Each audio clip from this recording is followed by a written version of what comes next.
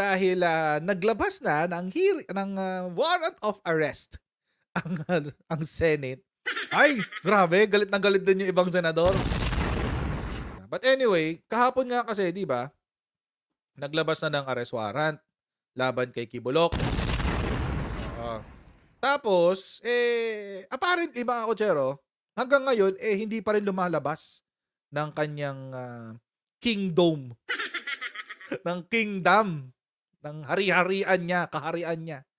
Yung si Kibuloc. Nagtatago pa rin siya sa loob ng ng kanyang pekeng kaharian. Ano natin itong balita? Maaari nang arestuhin si Pastor Apollo Kibuloy anumang oras base sa inalabas na utos ng Senado. Ang latest sa headquarters ng kanyang religious group, alamin sa pagtutok ni Mav Gonzalez. Tahimik sa labas ng headquarters ng Kingdom of Jesus Christ sa Davao City ngayong araw, walang indikasyon ng anumang pagkilos sa gitna ng inilabas na arrest order ng Senado laban kay Pastor Apollo Kibuloy. Anyari? 7 araw kayo nag-ingay dyan sa Liwasang Bonifacio tapos ngayon tatahimik kayo. Anak kayo ng debaklong. Magsalita kayo. Hindi malinaw kung nandito si Kibuloy na huling nakita online kamakailan nang magpa-interview sa ilang vloggers kasama ni dating Pangulong Rodrigo Duterte. Sinubukan ng aming news team na may makausap sa headquarters. Bawal ang pumasok dyan? Bawal. Pwede po kaya namin makausap si Attorney Torrio? Wala din yan. Wala din siya. Nagigpit po kayo ng security, sir? Normal ko na yung security naman. Tago is real. Tago is real, guys. Yung, paano yan? Pag dumating na yung Senate, ang Sergeant at Arms? Normal ko na. Ang sabi ng Senate Sergeant at Arms, maaaring arestuhin anumang oras si Kibuloy na kanilang i-coordinate sa PNP. If the Senate Sergeant of Arms would ask the assistance of the PNP, of course we will provide support. No, we will provide our assistance. Kung mag-resist po yung mga supporters niya, nakahanda naman po kami na wala pong mangyaring hindi maganda, no. Ako feeling ko may maglilik. Feeling ko may maglilik kay Kibuloc pag nandiyan na yung warrant para makaposisyon siya. Taog, ilang beses na nangyari yan. Ilang beses na nangyari yan. Kaya nga may mga nakakapagtago eh. Yung mga ma-influensyang tao nakakapagtago. Diba? In fact, ang ng regional director natin na kausapin niya. Sana wala mag-leak. Yung mga sa side naman ni Pastor Kibuloy na to be peaceful in effecting the arrest kasi ang warrant of arrest naman po is for him to appear in the Senate hearing. As usual, magka-shoutout muna tayo sa ating mga kaibigan sa Sendwave! Yan, kung kayo ay nasa US, UK, Canada, Italy, France, Spain, Ireland, Belgium, may pwede na po yung magpadala na inyong mga remittance sa Pilipinas gamit po ang Sendwave! Ang gagawin nyo lang, i-download ang Sendwave app, kung kayo na account, lagay nyo ba ang account details dyan at pwede na kayo magpadala sa GCash, sa mga bangko at iba't ibang mga pawn shops din sa bansa. At kapag ginamit nyo pa ang promo code na Coach Jarrett, ayan, no? Coach Jarrett yan, yan, yung promo code na yan. May makakuha kayo ng karagdagang $20 free credit. Kaya gamitin na si Sendwave, mga Kojero, for all of your remittance needs. Okay, here we go. Handa ring umalalay sa pagsisilbi ng arrest order ang kaibigan ni Kibuloy na si Senador Ronald Bato de la Rosa. Diba? Sasama daw mag-serve ng arrest warrant. Si Bato. Well, hindi malabo mangyari yan. I mean, pulis yan dati so alam niya yan. Alam niyo, kung tutuusin, mas maganda pa nga si Bato na lang mag-serve. Sumama siya sa sheriff. Sheriff ako ng sheriff. Sa court pala yun. Sumama siya sa Sergeant at Arms ng Senado. Total naman senador siya Total senador siya. Mas maganda pa na sumama na siya, si Bato de la Rosa. So, sana sumama siya. Hindi naman daw siya naniniwalang manlalaban ng pastor. The most that he can do is magtatago siya kung ayaw yung paresto.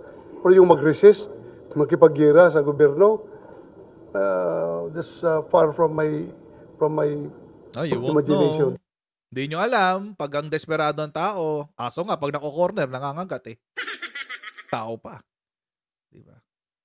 Justice for Kilua, guys. Justice for Kilua. Ulitin ko yan, justice for Kilua. Anyway. So, yun. Please, Queebs, manlaban ka. Sabi ni Renny. Manlaban ka daw. Oo. But anyway, hindi natin alam kung how he will react kapag desperado na siya eh. Diba? So, we don't know. Na makipagira siya. Dami niyang Hindi siya baril eh. violent na tao. Sabi pa ni De La Rosa, handa raw siyang proteksyonan nito. Kung takot siya nga undertake yung buhay niya, I can be his security just for him to be physically present in the hearings. Andito ako, walang pwedeng makakapatay sa'yo. Ayon naman kay Senador Robin Padilla na nagsulong na baliktarin ang contempt at arrest order laban kay Kibuloy, maaaring idulog na lang ng pastor ang issue sa Korte Suprema. Sabi naman ng abogado ni Kibuloy, ginawa na nila lahat para protektahan ang pastor. Pero meron daw mga makapangyarihang tao na gusto siyang usigin. Umaasa raw sila sa hudikatura at tiwalang mapatutunayang inosente si Kibuloy. Para sa GMA Integrated, It's weird na sabihin na aalamin yung guilt or innocence niya in the Senate. It's not. Maski naman sila, yun din na sinasabi ng legal team niya, di ba? But, di ba? Ang nakakatawa dito, mga kotsero, itong sinabi ni Senator Amy. Gulat ako dito, ito yung sinabi niyo. Si SMNI pa nagbalita. Siyempre si SMNI magbabalita. Kasi para sa pastor naming mahal yan eh. Yak! Alam niyo ba, by the way wait lang. Ang daming meron mga nakukuha pa rin ako message na galing sa SMNI peoples. And this is day 3 of my challenge sa SMNI. Day 3 na to. Day 3. Kasi nung nagparamdam sila sa akin, Sabado yun eh. So, syempre di ko nika-count yung linggo. Pero day 3 na to ng challenge ko sa SMNI. Sabi ko sa kanila, kung gusto nyong bigyan ko ng equal opportunity si Pastor Kibulok na umappear sa channel ko since nakaka 3,000 naman ako a night, di ba? Nakaka 3,000 viewers ako a night, why not? Di ba? Papuntahin nyo dito si Kibulok at ma-interview natin. Kasi sinabi nila sa akin yun you're unfair, hindi mo binigyan ng pagkakataon depensahan ni pastor namin yung sarili niya, etc. Okay, the floor is open. Kontakin nyo lang ako. Hindi ko pa binablock yung kontak ko dyan sa loob ng SMNI. Mas gusto nyo sa Monday next week eh. Wag lang ngayon kasi midterms week. Exam. Gusto nyo sa Sunday eh. Sunday or sa Monday, di ba? Sakto, Holy Week next week. Baka gusto niya magmilagro. Diba? Baka lang, pati na likod ko. Ito yung sinabi ni Senator Amy kanina. Yan. Sabi niya, in-interview kasi siya sa Pangasinan kanina eh. Sabi niya, Senator Amy opposes arrest order against Pastor Kibuloy. Yan ka na naman, Senator Amy. Ang hilig mo kumampi sa palpak. Hilig mo kumampi sa palyado. Kaya ang hirap mong kampihan eh. Ang hilig mong dumikit sa mga palyado. Wala ka pa rin comment doon sa sinabi ng who's this?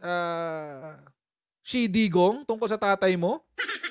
Wala ka pa rin comment? Ito ang i-comment mo after magsalita si Shi Digong na kulang na lang sabihin niya konti na lang Hitler na yung tatay niyo.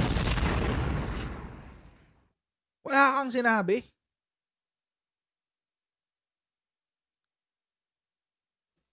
Kala ko ba pagtatanggol nyo ang legacy ng tatay mo? Anyari? Ito sabi niya, I don't want the Senate to be dragged into issues that are already being discussed in court. Actually, wala pa siya sa court.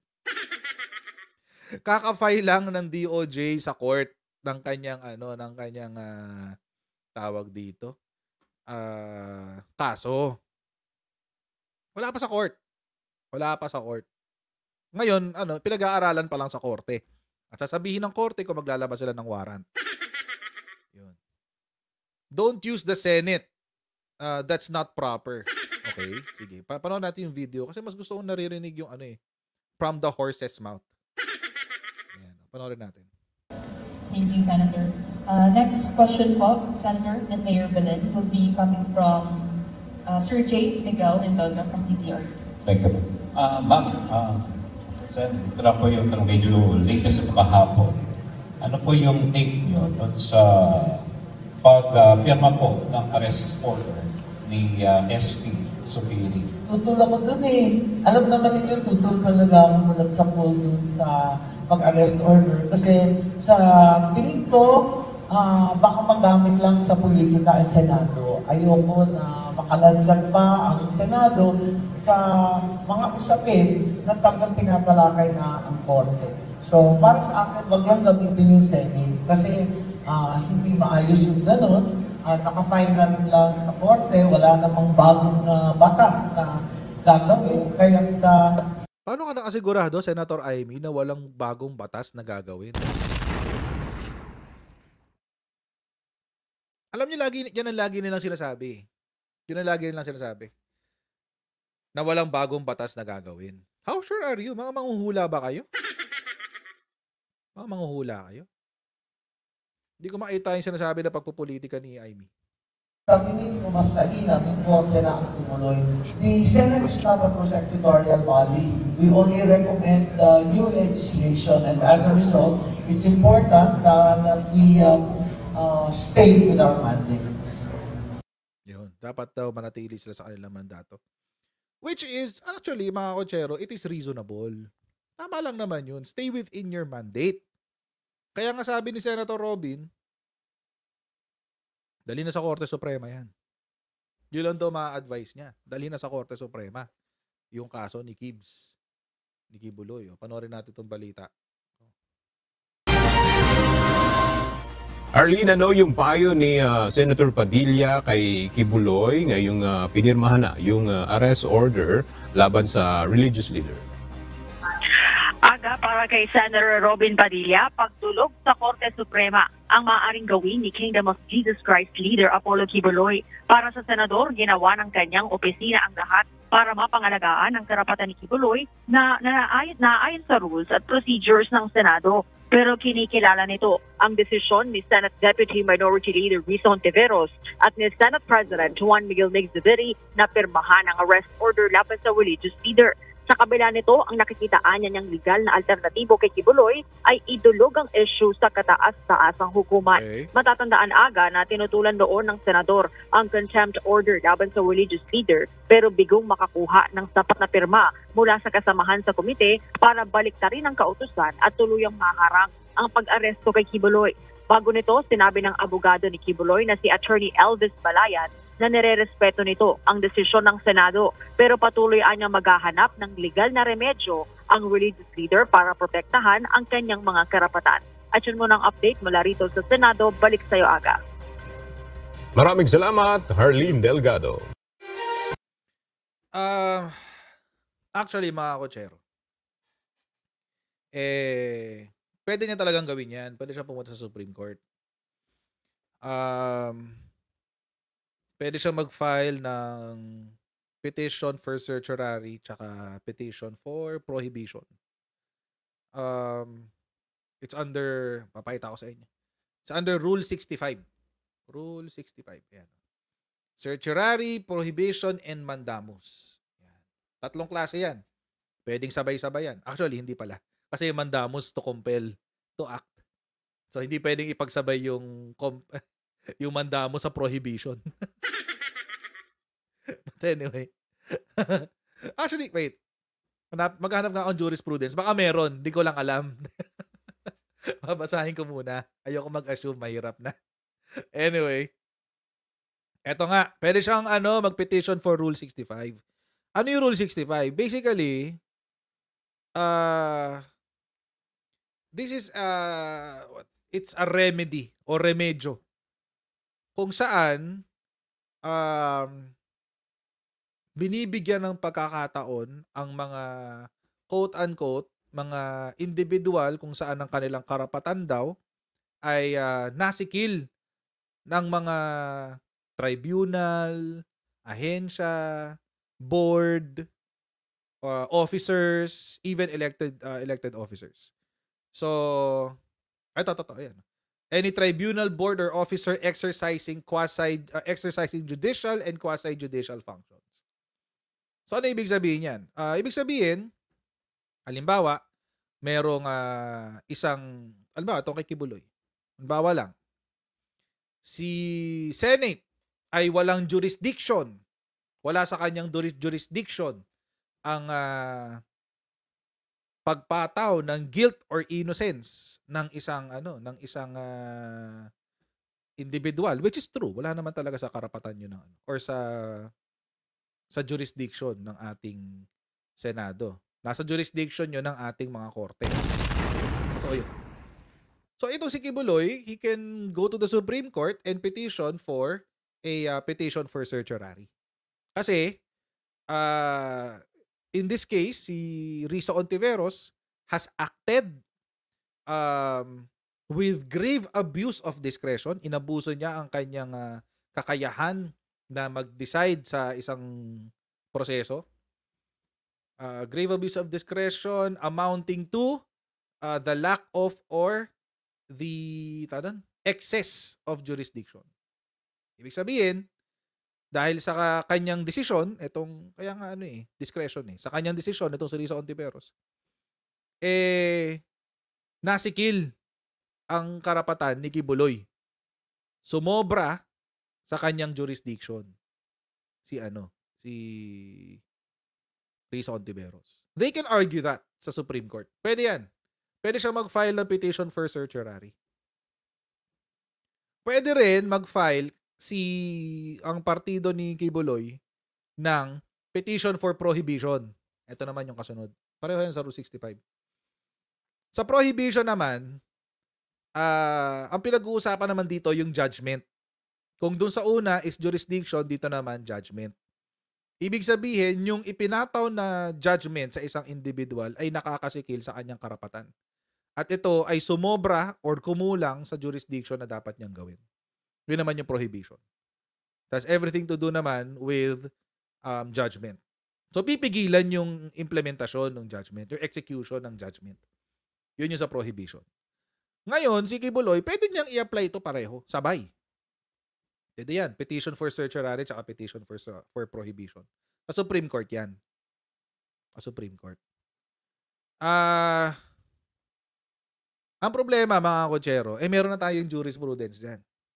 Papakita ko sa inyo yung jurisprudence natin. Para malinaw. Okay?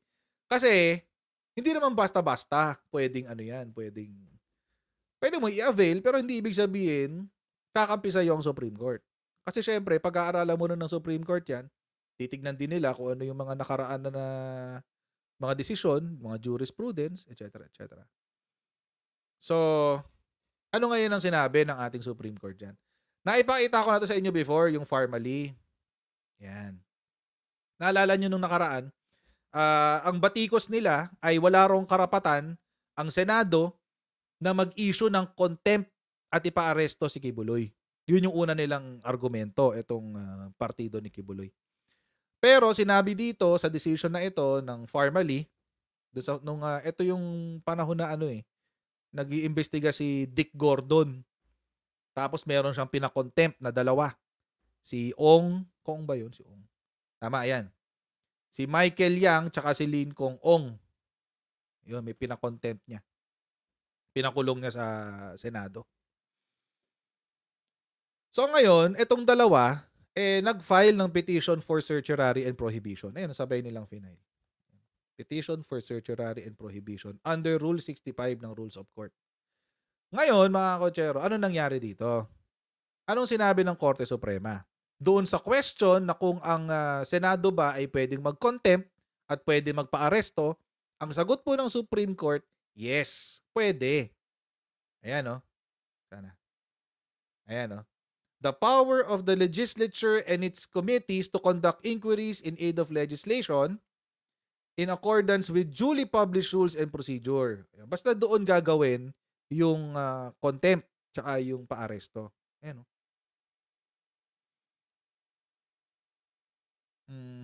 Ayan. Among such mechanisms is the power of contempt. Pwede daw silang magpa-contempt dahil kapangyarihan daw ito na implied sa Kongreso. Yun ang sinabi ng Supreme Court. Pwede din daw silang magpa-aresto. Ayan, Another mechanism available to Congress is the power to arrest a witness. So pwede. Pwede rin daw. So medyo medyo mahirapan i-defend yung mga kampo ni Gibbs yan. Kung ito yung gagamitin nila. Pero mga kotsero, nung recently iba na yung kanilang sinasabi. Ang sinasabi nila ay ito daw ang ginagawa ni Risa Ontiveros sa kanyang hearing ay pagsikil ng kalayaan ni Kibuloy. Tapos ito rin yung ginagamit nila. Ngayon mga kotsero, kung babasahin pa natin to ng koonte, meron ho ditong parte tungkol sa kailan lang ba nagkakaroon ng pang-aabuso sa contempt at sa arresting powers ng Kongreso. Sinabi ng Korte Suprema na kapag walang inquiry in aid of legislation, hindi pwede. Unconstitutional na yan. Hindi mo na nirerespeto ang kalayaan ng isang individual.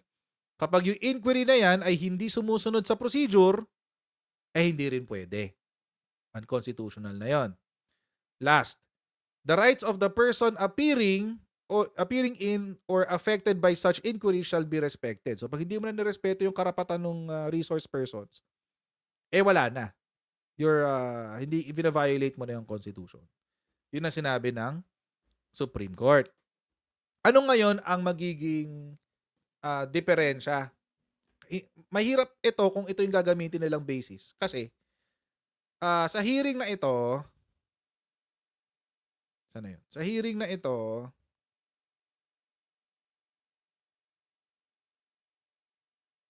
pumunta yung resource persons. Pumunta si Lincoln Ong at saka si Michael Yang. Hindi lang sila pumunta doon sa unang summon. Pero pumunta sila doon sa pangalawa. Yan. Asan na yun? Balikan lang natin. Ayan. Tata. Ong and Yang initially failed to appear at the first hearings, but later voluntarily attended the hearing on September 10, 2021. Ito ngayon ang tanong. Umattend na ba si Gibbs? Ever? Umattend na ba siya? Kasi mga kotsero, para mag-apply itong decision na to kay Kibuloy, itong family, kailangan pareho ng facts. So, pumunta na ba siya? Hindi pa rin. Hindi pa siya nagpupunta ever.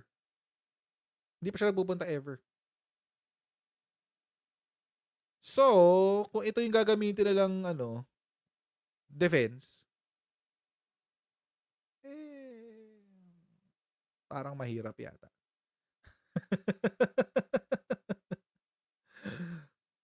Hindi pwede kasi hindi siya si Kibuloy never umattend. Ever. So paano? Magic. Hindi pwede. Ano sinabi ng Supreme Court dito? Na-violate daw, 'di ba tatlo yung yung sinabi? Na-violate daw dito sa kaso ng family itong pangatlo. Yung rights of persons appearing in or affected by such inquiries shall be respected. Hindi raw narespeto yung karapatan ng dalawa, si Ong at saka si Yang. Bakit? Kasi pagkaupo pa lang daw nila doon, kinontempt na sila. Tinanong lang daw ni Dick Gordon, nagtanong lang daw ng isang question, tapos bigla na lang daw sinabi dahil hindi raw nag-match yung testimony nila doon sa papeles. Sila daw ay nagte-testify falsely and evasively. Tapos biglang dinetain. Ang dahilan ng Supreme Court, hindi niya man lang hindi niya man silang binigyan ng pagkakataon para ipaliwanag kung ano yung para sagutin yung parte na testifying falsely or evasively. Yun ang sinabi ng Supreme Court. Kaya si Dick Gordon nag-violate daw siya ng ating Constitution during that time sa hearing. So unconstitutional yung pagkaka-detain. But then again, mga kotsero, going back,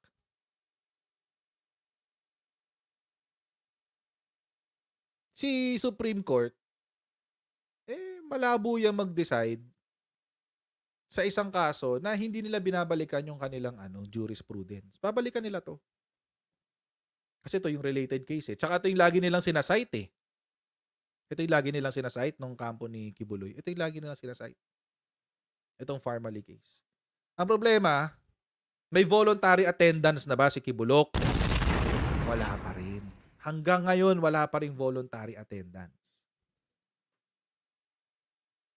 Hanggang ngayon. Wala pa rin voluntary attendance yan. Buti sana kung may voluntary attendance sa si Kibuloy, baka pwede pang mag-apply ito. Baka. It can be argued, but it's not 100%. It can be argued. Kaso wala pa. Paanong gagawin natin? Diba? I'm sure alam na ng mga lawyers niya yan. Alam na ng mga lawyers ni Kibuloy yan. Siyempre, mga abogado naman na yun. Nabasa na nila to. Alam na nila yun. Kaya hindi sila nagfo-focus dito. Ang focus nila doon sa mga rights daw na na-violate. Yung sa, yung being incriminated. Yan. Doon sila doon nila fino-focus yung usapan. Kasi, pag naungkat to, yung facts, baka hindi mag-apply. Baka lang naman. Kaya yun. Pwede naman siya hindi i-detain Ngayon, i-detain siya kasi hindi siya nag-a-attend sa hearing. That's the long and short of it. Wala nang iba. Kung nag-attend siya before, hindi siya i-detain. Pag-uwian pa siya, kahit tumambling pa siya palabas ng pintuan ng Senado. Walang ganon. So, paano? Trial by publicity. That's subjective That's subjective. This cannot be a trial by publicity because this is not a court. It's public, yes. Mapag-uusapan yung kaso. But he can always respond with, I invoke my right against self-incrimination. Kasi may ongoing na siyang case sa DOJ.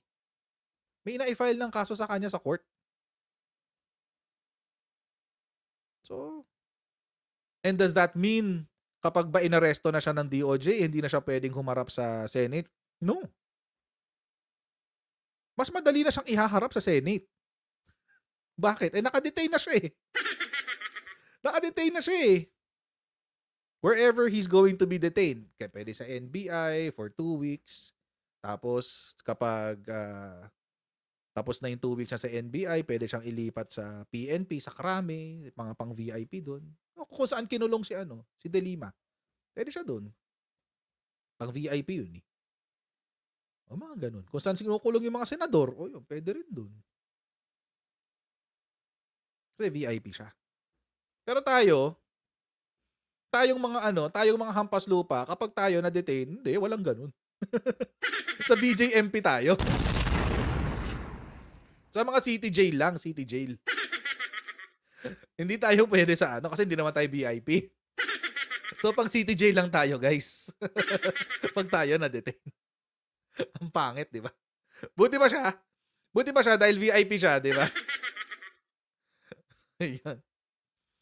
So, yun. Or pwede siyang pa-hospital arrest. Kunyari, may sakit siya. Di ba? Sa hospital siya, sa loob ng hospital. Tumambling-tumbling siya doon. Di ba?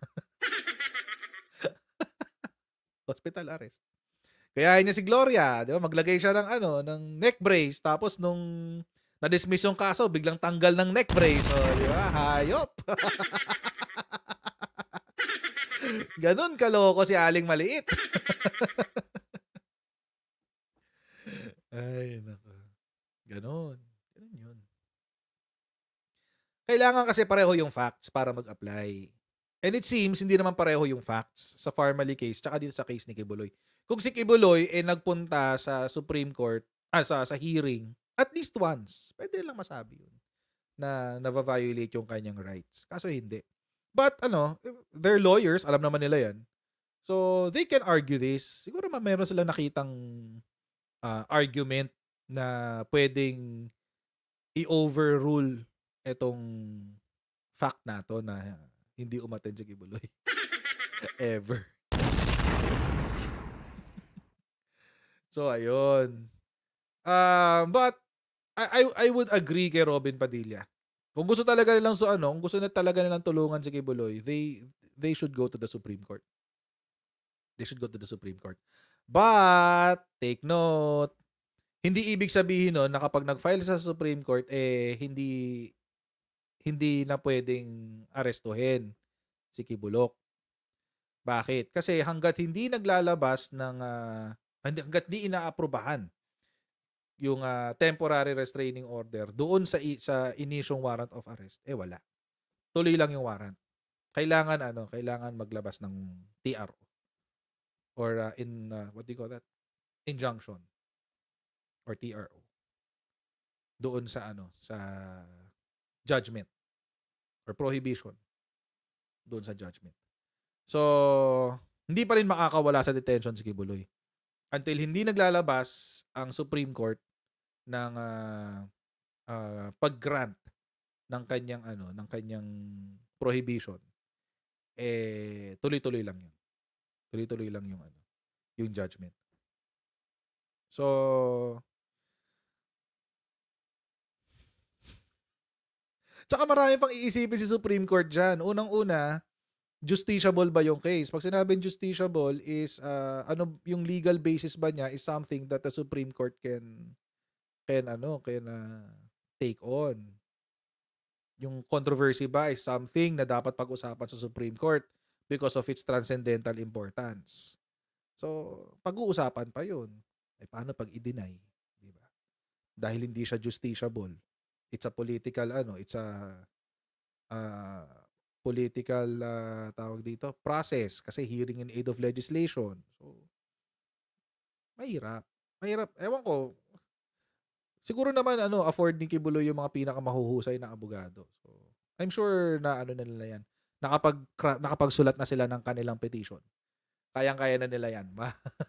Malalaki na sila. I'm just explaining yung paano.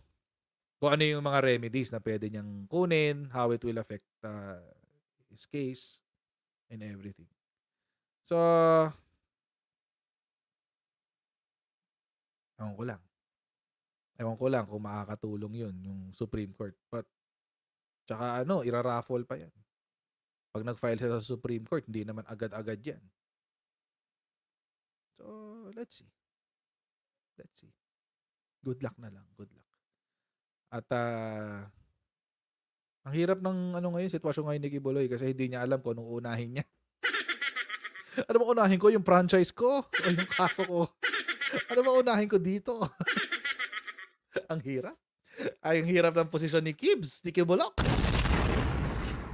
So, ayun. Well, let's see. Tagal pa naman ng matagal-tagal pa yung bubunuin natin dyan eh.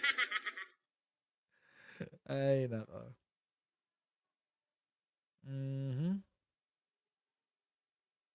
Feeling ko naipit lang si Kibulok. Hindi naman palpak yung mga abogado niya. Ma'am Rosemary Munoz. I don't think palpak yung mga abogado niya. Mahirap lang talagang ipagtanggol yung sitwasyon ni Kibulok. Mahirap lang talaga. As in, mahirap lang talaga.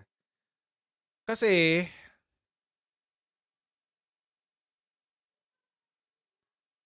ang hirap niyang hanapan ng ng lawful basis. Ang hirap eh. Buti kaya nga kahapon ko pa sinasabi, buti sana kung umattend siya kahit one time. 'Di ba? Nagpakita man lang siya ng good faith. Kaso wala eh. Wala talaga eh. 'Di ba? Wala eh. Tinago nila si Kibs. Kung pinalabas na lang nila, pina-attend na lang nila ng hearing once, twice, or 3 times. Okay na yun. Kaso hindi eh. Pinili kasi ni Kibuloy na magtago. Hindi naman siya pipilitin ng mga abogado niya na lumabas magbibigay lang naman sila ng advice. Kung ayaw ni Kibuloy na lumabas, hindi siya lalabas. At hindi rin siya pipilitin ng mga abogado niya. So, ang hirap nung posisyon ni ng mga abogado niya. I feel bad for his lawyers. Di ba? Kay Attorney Topacio, but they're doing their best. Tama naman yung lahat ng ginawa nila eh. Tama yung proseso. Tama lahat yun. So, I cannot say anything bad about them. Diba? So, Ito lang talaga si ano, ito lang talaga si Kibulok ang palyado.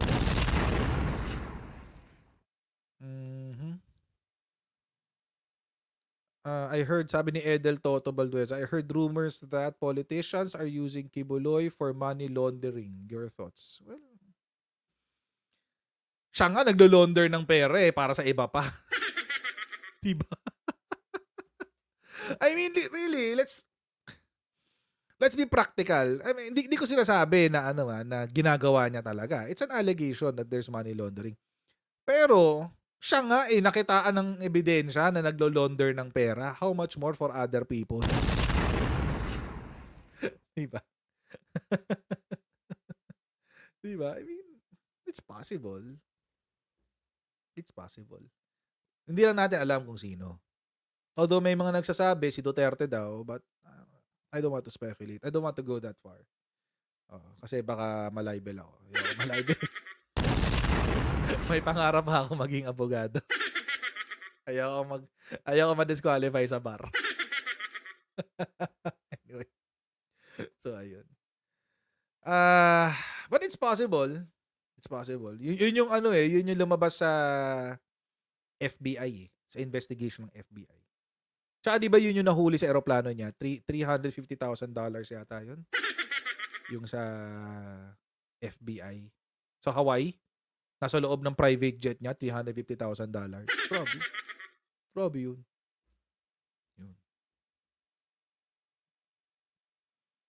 So, we don't know.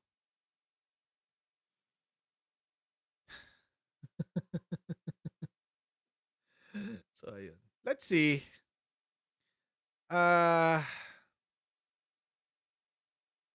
Let's see kung ano yung magiging next steps. I think they will go to the Supreme Court. Baka bukas, meron na silang i-file or sa Friday. May pa-file na sila sa Supreme Court. Tapos, pag na-i-file na sa Supreme Court, most probably, doon palang lalabas si Kibuloy. Pag may na-i-file na sa Supreme Court. So, let's see.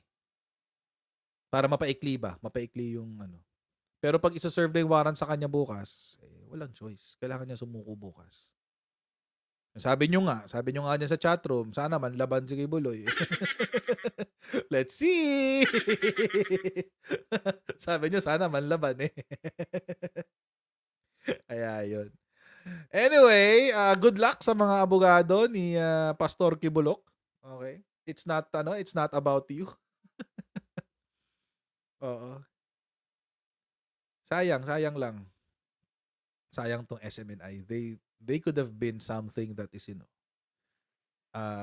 much more influential sa Pilipinas. Kung ginawa lang nila ng tama lahat to. Kung maayos lang si Kibulok, kung maayos lang si SMNI, kaso wala Ano magagawa natin? Scam artist Nakapagtayo nga ng kulto So, yun. SM-manyak. SM-manyak daw. So, mga kotsero, ganito lang po muna tayo for today. Huwag niyo pong kalimutan mag-like, share, and subscribe sa Coach Jared YouTube channel. Okay? At paki-follow na rin po tayo sa ating Facebook page para lagi updated dyan. Coach Jared ha, Coach Jared. And by the way, ulitin ko lang ha, hindi po na-hack yung dati kong page. Hindi po na-hack. May bago na pong owner yung page na yon. Okay? May bago na pong owner. Huwag pong isiping na-hack. Okay? Kaya i-follow nyo ako dun sa bago kong page. Okay. So hanggang dito lang po muna tayo mga kotsero. God bless you and see you next time guys. Bye!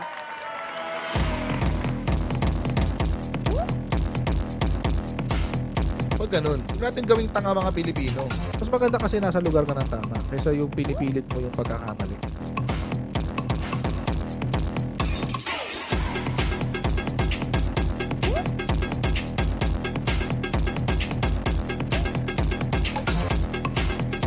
Are they willing to go that far? Hindi makakalimutan ng Pilipino yan hanggat di nasasagot niya. Sino ngayon nagsasabi ng totoo?